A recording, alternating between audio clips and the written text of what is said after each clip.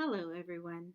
This is Vicki Armour-Hileman, and I'm here to lead you through a process to explore models of mission in preparation for discussions at the Expanded Mission Assembly. Ever since the 1990s, scholars and theologians have claimed mission is in crisis, and has been for some time. There's a general sense that we're less clear about the purpose and necessity of mission in our times. Although this crisis was already a concern 30 years ago, its effects are now pronounced enough that they're apparent to the ordinary person, not just to theologians. In 2019, the Catholic Volunteer Network reported that 69% of the groups in its network did not meet their recruitment goals for the year. 12% of groups got no volunteers or missioners at all. Even large groups, like the Jesuit volunteers, had a drop in applicants that meant they could not sustain all their current placements. Some groups closed their doors for good. Theologian David Bosch, author of Transforming Mission, believed that to address the current crisis, it would be helpful to look at models of mission throughout history so that we can better understand how elements of past eras have helped shape mission as we know it today. When Bosch used the phrase models of mission, he meant questions such as, what is the concept of the reign of God? What kind of world do people believe God is calling them to build? What means are used to go about building that reign, including activities, ministries, structures, institutions, forms of community? Who are the missioners and who is missioned to? What values underlie or are implied by all these elements? So, what models of mission have we inherited? Well, for the last 3 centuries, mission has been heavily influenced by ideas from the Enlightenment period, when confidence in the power of human reason took on an almost religious fervor. Faith in reason led to a belief that human intellect could produce science and technology through which we would eventually solve all the problems of the world. The reign of God was then reinterpreted as the goal of using that intellect to address problems like poverty and disease, thus creating a more just world. A more just world. Now, where have I heard that before? Oh, right. There it is, in our mission statement. But, oh look, it's also proclaimed by the Jesuit volunteers. There it is in the Franciscans and what they say about themselves. Gee, it's also there in secular institutions like the MacArthur Foundation. Heck, even nursery schools have that slogan. It seems our sense of the world we are trying to build, like many of our assumptions about mission, comes from a broadly shared paradigm rooted in the zeitgeist. That is one of the reasons it's hard both to distinguish ourselves from other groups and also to change our documents with more than small editorial tweaks. The paradigms of our time create the parameters, often invisible to us, within which not only our organizations, but also our imaginations operate. So we've established that the reign of God was envisioned as a perfected society, a just society, both during and after the Enlightenment.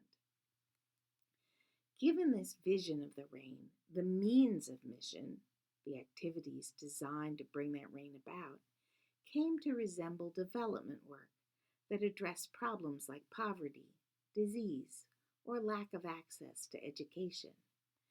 Missioners' motives were faith-based, but their activities were often pretty much indistinguishable from secular nonprofits. To facilitate this work, Independent national sending organizations began to emerge beyond the traditional colonial powers of Spain and Portugal, and mission became a one way street flowing from Western countries to less developed nations in the global South. This structure embodied an Enlightenment idea that the prowess of Western cultures in science and technology was evidence of the West's fundamental superiority to other cultures. That sense of superiority, in turn, sparked a sense of moral obligation to go out to less developed places in a kind of savior role. As Bosch put it, there was a conviction that God, in his providence, had chosen the Western nations to be the standard bearers of his cause, even to the uttermost ends of the world. Wait, what? By now, if you're paying attention, you may be starting to feel a little uncomfortable. A world of justice? Sure. Addressing issues of poverty? Absolutely. But the idea that Western countries like the US are inherently superior to other cultures and know what's best for them, that no longer sits so well with us. In fact, that attitude now strikes us as self aggrandizing, even racist. So here we have evidence of a paradigm shift, and Bosch and many other theologians see that as the real crux of the crisis in mission. Values are changing.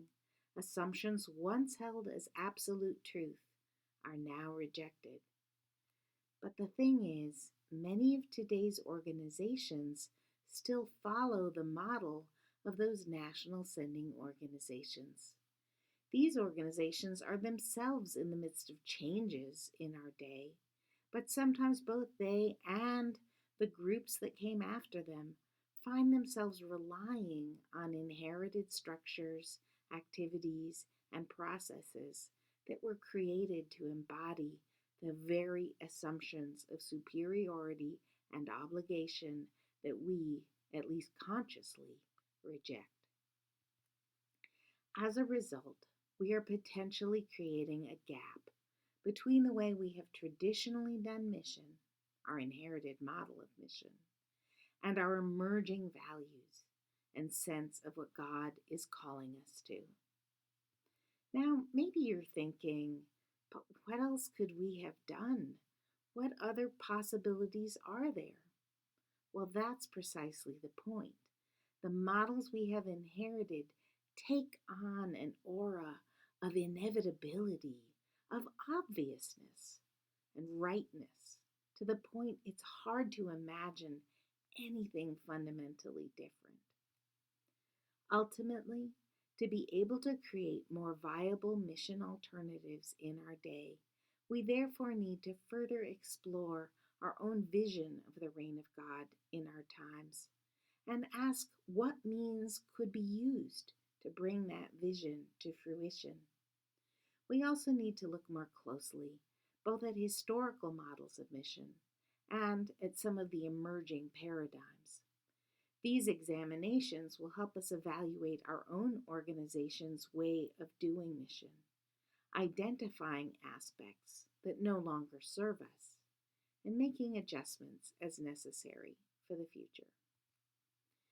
I've created some discussion questions to help us reflect more on the crisis in mission. When you're done with those, please check out part 2 of this project, where we will examine some of the foundations of mission in the New Testament.